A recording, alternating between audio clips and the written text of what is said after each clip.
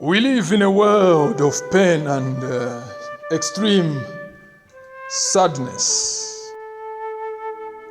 Ours is a world where the turns of life can turn at any time. A world of sunshine and shadow. A world of joy and sorrow. A world of pleasure and pain. A world of life and death. Ours is a world of realized hopes and disappointed expectations. A world where sorrow dwells next door to happiness. A world of hidden valleys and endless mountains of problems. A world that is flooded with bitter tears.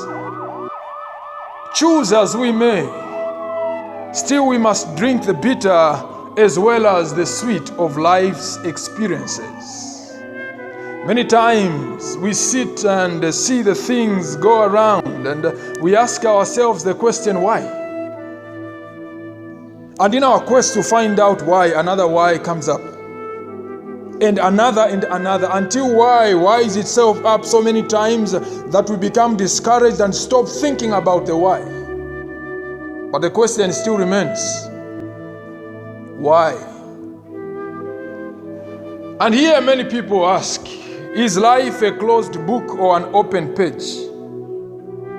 Is life and joy a proverb or an experiential reality? Many seem not to find it. And so people are asking, is peace a parable or a personal possession? Hear the sound of the bullets around in our world.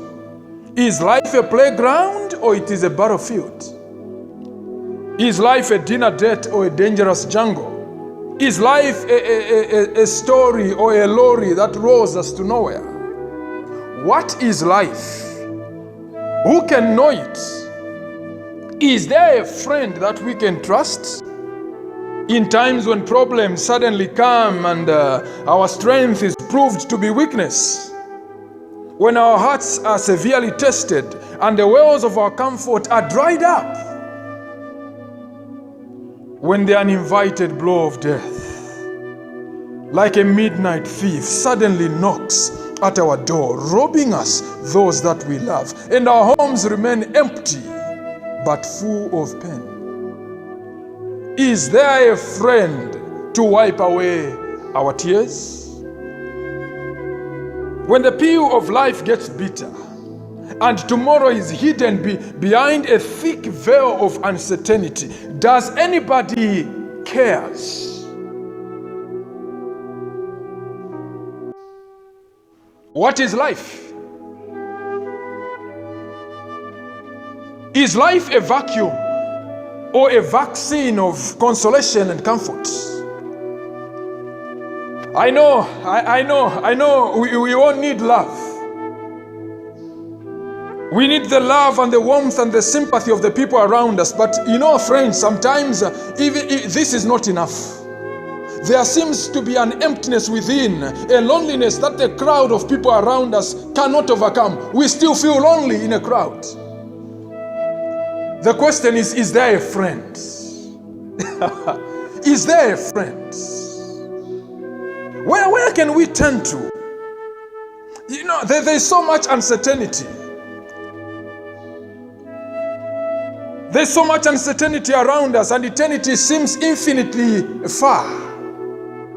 Hear the voices of many people cry, is there a God who is near?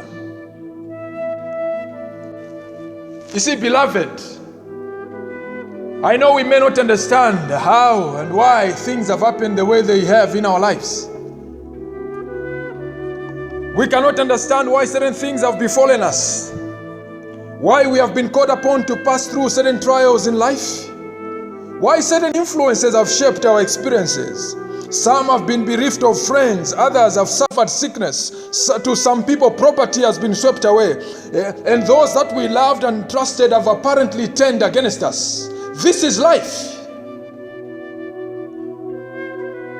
Our fellows many times account our best efforts for naught. They misjudge our motives, and it seems at times that everything is against us. That is life.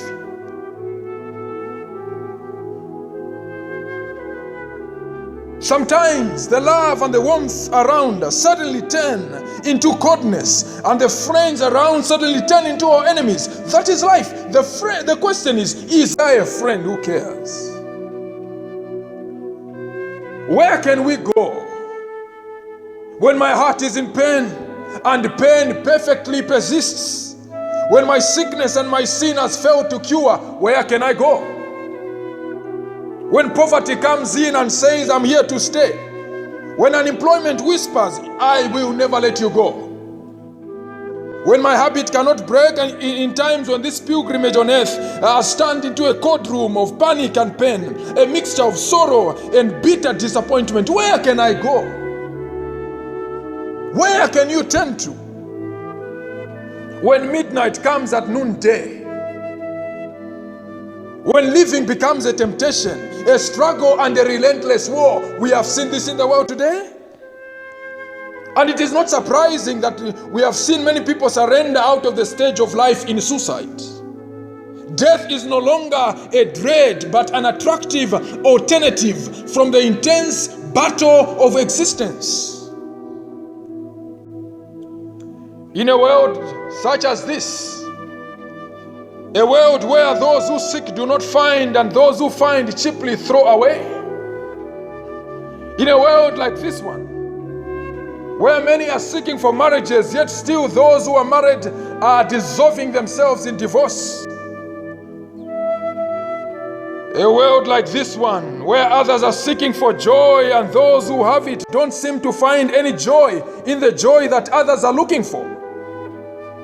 Many people are asking today, is life a game or a garage? Is life a race or a dress that covers all sorts of unfaithfulness? The question is heard, is life a puzzle or a picnic of painful discovery? Is life a Galilee of gigantic miracles, or it is a Gethsemane of pain? Is life a hallowed crescent or a closet of contagious catastrophes? You see, we have noticed in our world today, day by day, we read about the tragedies of war, famine and pestilence, suffering and death. We hear over the radio of the calamities and the disasters by land, by sea and in the air. And sometimes you begin to wonder whether pain and hardship are intruders or are inseparable life companions. Is there a God who cares? Many people are asking today. In times when our will, our hearts and our friends have failed us, is there a God who cares? When pain, my pride and placid heart has wounded, is there a balm to soothe the pain? There's good news. There is a friend who cares. A friend whose love is as wide as the surface of the sea. Solomon found this friend and introduced him in Proverbs 18 verse 24 when he said, there is a friend who sticks closer than a brother. This friend I present to you, beloved.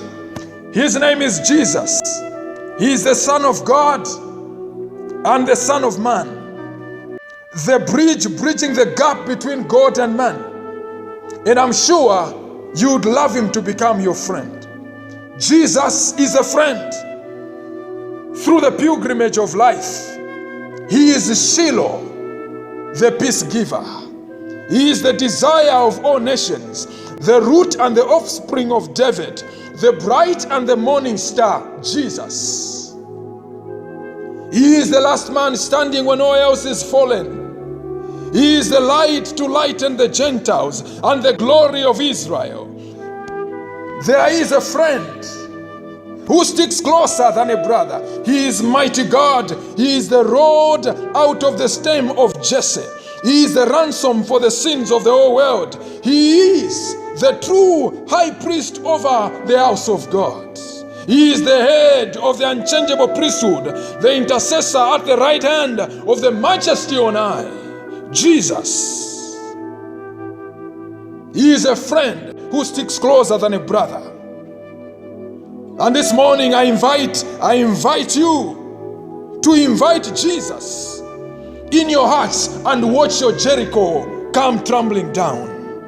Accept him now and you receive sight to see you through the darkness of this life.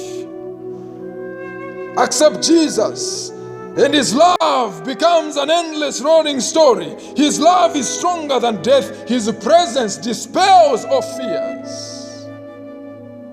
Oh yes, there is a friend on the highway of life. And today you can choose to commit your life to him. You can resign from your sinful labor and allow this Jesus to take your life in his hands.